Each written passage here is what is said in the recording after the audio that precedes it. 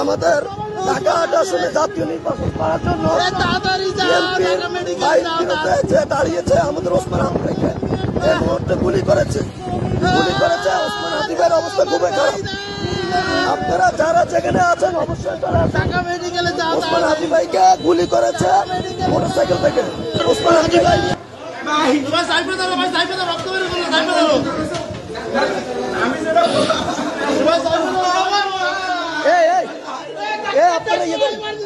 emergency doctor কো emergency doctor কো জলদি